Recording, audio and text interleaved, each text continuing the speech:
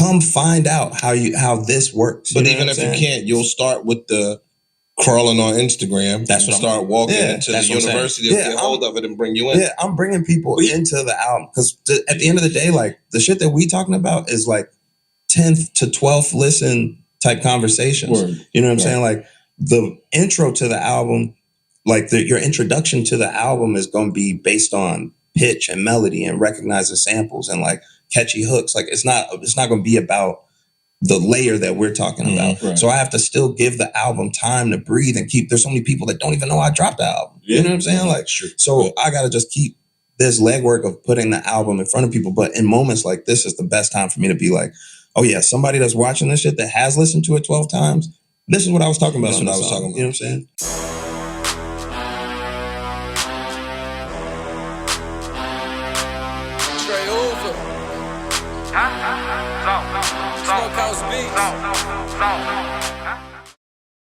Life is good, God is great. Chance, good interview. Good interview. I do want to say, man, you might be a little bit too smart for the Joe Budden podcast. That shit you was spitting up there was deep, bro. Pause. I know that he kept hitting the thug drop, so I'm going to pause. Just pause anything that might be suspect that I'm saying about this shit. But look, that was a good interview. And I'm actually glad that you was up there. You know, when I saw that it was another interview and I saw those Chance the Rapper, I'm like, man, I kind of felt the same way I did when I saw Freddie Gibbs' interview. And I'm like, I don't know if I really want to hear from Chance the Rapper. Like, I know he can rap, but I'm not going to act like or pretend I'm a big fan of Chance the Rapper. I'm not going to act like I even heard the album. I'm just not a fan of Chance the Rapper, but I still know that the nigga can rap. And the few songs that I've heard, the nigga was spitting. All right, let me just ask y'all, are y'all listening to this album 11, 12 times? Like, is this one of those albums where you're going to listen to it 11, 12 times so you can go back and listen to some shit that he might have said that you went over your head? Like, is the music also on par with the lyrics? I don't know. Y'all let me know. But just from what he was explaining, I'm not sure I'm finna put this in rotation that many times. But again, I could be wrong. I might just be talking out of pocket because I'm not a fan. When he was talking about putting together a class and like teaching niggas the art of lyricism and art and all that shit, this nigga said motifs and shit. I'm like, this nigga's out of here. Like, he's speaking way over a lot of people's heads. But I didn't know that much about Chance before. So I like the fact that he gave it up in an interview. It just felt more like a conversation. It didn't feel like he was just there to promote the album. No, even though he was. Like, I don't know, the conversation was just about so many other things. And you could tell he's well read. You could tell he studies his art. Like, he's a historian of rap, hip hop in general, and he really loves the culture. So that came through in the interview, and I appreciated that. Overall, I liked the show. It was good interaction. The cast, the energy was there. It was no Flip, but I don't know if Flip wasn't there because they had an interview, like they had a musical guest. You know, usually that's not his bag. Flip wasn't there. Of course, Melissa wasn't there. He did mention her. But Joe's so good at what he does. He's so good in the podcasting space. He's so good at putting aside whatever personal things he might have going on. He's so good at masking his frustration that I feel like it's kind of coming out at this point that he is frustrated.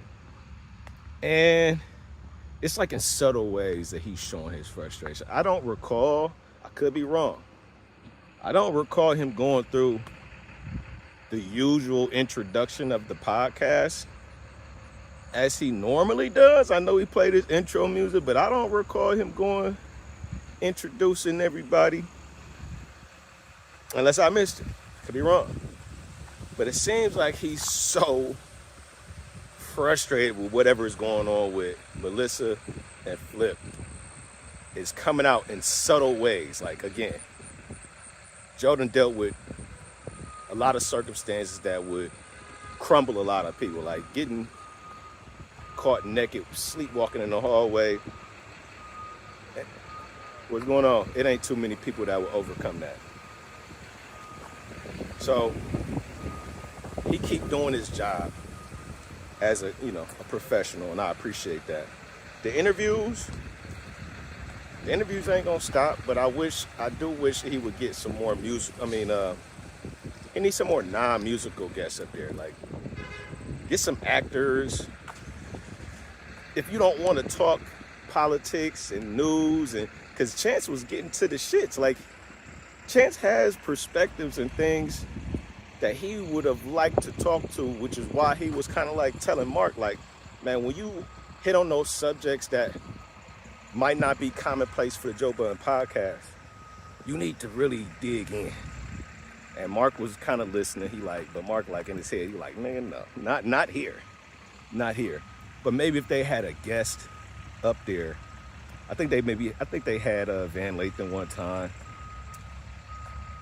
Maybe just get some guests that will take you outside of the box that you are currently in, which is just music and entertainment. And see how it go, man. Just see how it go, because it's so much shit in the world to talk about that people would be interested in hearing y'all perspectives on. I just think it's a space for it. I think it would be valuable. But that nigga Chance did say something when he was going through the breakdown of the lyrics on his album, bro. I was like, this nigga is on some other shit. I don't know how many people in this day and age have the patience, have the mental ability to go where he was going with those lyrics. He has so many historical references that I appreciate, because I love history. That's one of my favorite topics. I love history. I love world history. I love all type of history. I love people. And you could tell Chance is a lover of people, right? But I'm not gonna lie. He touched on some shit that I might have to go and research myself that I'm not even familiar with. So when he was talking about breaking down his lyrics and explaining the lyrics behind some of these songs, it's like, damn, if you got to do that much explaining, how hard is this music gonna hit to a regular crowd of people that's just into music? You know what I'm saying? He talking about he was touring his album. I'm like, this don't seem like a album you would tour. Like, I don't know. That seemed like that's just some real music lover shit. And when he said it was gonna be more intimate, that makes sense, because you just gonna have to be in a room full of niggas who just fans of lyrics and just like a vibe. Like Joe said, you gotta go see what the poetic bitches is doing on this album. But other than that, man, I like the podcast. It was good. I gotta go finish it. I just left off with the end of the Chance interview, so I'm gonna go finish the rest. Maybe about 25 minutes left, but let me know what y'all think, man. I thought it was a good interview. And let me know what y'all think about that album too, man. I'm curious. I'm not a music head like that, but I would love to hear from anybody that is. So, yeah, it's been your boy J Matt with another R&R. Make sure you like the video. Subscribe to the channel if you ain't done so already. And yeah, man, let me keep this shit popping. I'm out.